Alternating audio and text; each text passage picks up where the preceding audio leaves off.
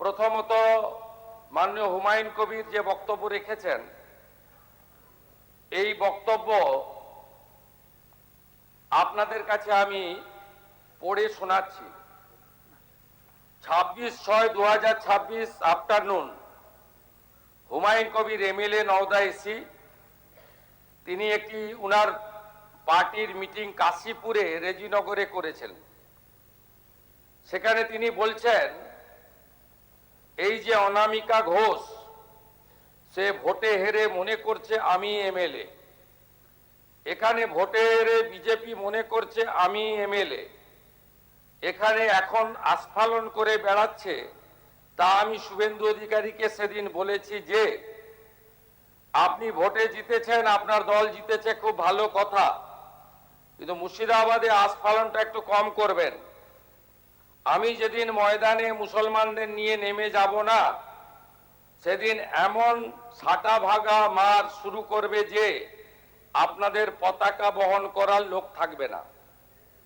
Case এরকম case আমাদের বহরমপুরে জেল খাটা আছে। 5000 লোককে আপনি বহরমপুর সেন্ট্রাল জেলের যা আয়তন, তাতে 4700 বা 4800-র বেশি লোক ধরে না। লাখে লাখে লোককে রাস্তায় নিয়ে নামাবো আর সাটা ভাঙা মার দেব আর জেলে যাব। কদিন জেলে আটকে রাখতে পারবেন, কত খাওয়াতে পারবেন দেখব। লিমিট যেদিন ক্রস হয়ে যায় না, মাথাটা যেদিন গরম হয়ে যায়, সেদিন আমি এসপি বুঝবো না, চিফ মিনিস্টারে বুঝবো না, আর কে কোথায় থাকলো আর কে কোথায় থাকলো না ওসব বুঝবো না। আমি নিজেই নেতৃত্ব দিয়ে দাঁড়াবো। এটা একটা ইনসিডেন্ট 1। ইনসিডেন্ট 2, শক্তিপুরে দুয়ারা ঘাটে 8 তারিখে, সেখানে উনি বলছেন ভোটের আগের দিন আমার নিজের ভাইপোকে অ্যারেস্ট করেছে এই ওসি। এই আমি তো ভাষা বলতে পারবো না। এই বাচ্চাকে আগে দেখব, তারপরে ভাষাটা আমি অমিট করছি। এই বাচ্চাকে এমন শিক্ষা দেব, এর বাবা 14 গোষ্ঠীর নাম ভুলিয়ে দেব। এ লালগোলাতে 500 মুসলমানের লাইফ শেষ করে দিয়ে এসেছে। সত্যভাবে বলবো, এই ওসিকে এখান থেকে সরানো শুধু না, একেবারে অকেজো পোস্টিং দিতে হবে। যদি না দেয় 10,000 লোক নিয়ে থানা ঘিরে একে কলার ধরে থানা থেকে বার করব, পারলে আমাকে রুখে নেবেন। এই দুটো ইনসিডেন্টের পরে আমার মনে হয়েছে যে এনাফি জানাব, সময় এসেছে এই ধরনের লোককে সবক শেখানোর। আপনাকে আমি পরিষ্কার বলছি, মমতা ব্যানার্জি মুখ্যমন্ত্রী নন। আপনি দুর্বল মুখ্যমন্ত্রী পেয়ে যা খুশি করেছেন, যা খুশি বলেছেন। আমি আপনাকে বলে গেলাম, আমরা দুটো এফআইআর স্টার্ট করেছি।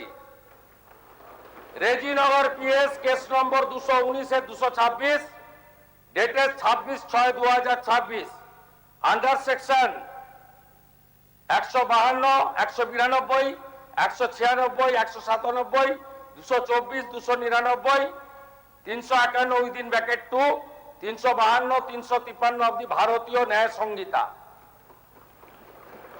ইনসিডেন্ট নাম্বার 2তেও আমরা শক্তিপুর পিএসএ 176/226-এ আরেকটা কেস ইস্যু করেছি। সেই কেসেও আমরা ভারতীয় ন্যায় সংহিতার সমস্ত সেকশন লাগিয়েছি।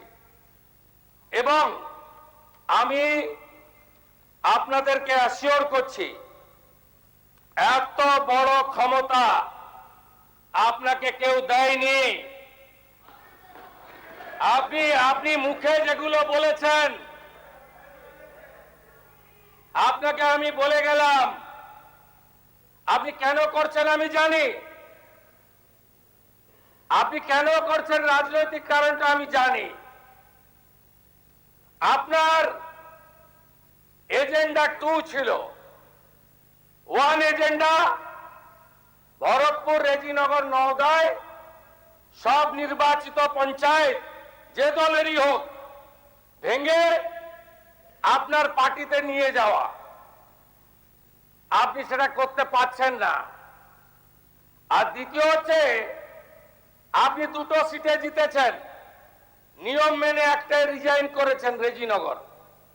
আগামী 2-3 মাসের মধ্যে উপনির্বাচন হবে, আপনি আপনার ছেলেকে জেতাতে চাইছেন। 72% মুসলিম আছে, মুসলিম ভোটকে কনসলিডেট করার জন্য আপনি এই খেলাটা খেলছেন।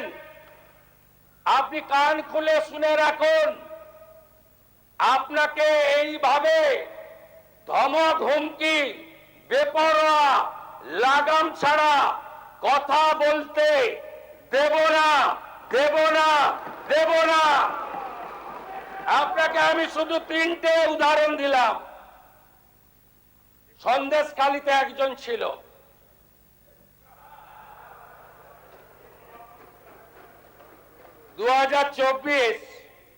পয়লা জানুয়ারি বলেছিল তৎকালীন বিরোধী দলনেতা এলে তার হাত কেটে পায়ে, পা কেটে হাতে লাগাবে আর চামড়া ছাড়িয়ে মেদিনীপুরে পাঠিয়ে দেবে। ওর অবস্থা কি হয়েছে সবাই দেখেছে, একই টোন ছিল। আপনাকে আমি বলে গেলাম, পুলিশ তার ব্যবস্থা নেবে। আর আমি 1 সপ্তাহ পরে মুর্শিদাবাদে যাচ্ছি, আমি প্রমাণ করে দেব ভারতবর্ষের সংবিধান, আইন শেষ কথা বলে, কোন বাপের আবাদ শেষ কথা বলে না। আপনাকে সংযত হওয়ার, সতর্ক হওয়ার, এই ধরনের কথা প্রত্যাহার করার এবং ভবিষ্যতে এই ধরনের কথা বলার আগে 25 বার ভাবার হুঁশিয়ারি দিয়ে আমি সবাইকে আশ্বস্ত করছি। আপনারা ভাবছেন কেস হয়েছে, অ্যাকশন কবে হবে? যারা ওকে ডেকেছিল এই সভাতে তাদেরকে আগে তুলব, তারপরে আপনার কাছে যাব। যা করার করব, আমি আশ্বস্ত করছি আপনাদের। আপনি ধরে রাখুন, এটা ওর শেষ বক্তব্য, ধরে রাখতে পারেন।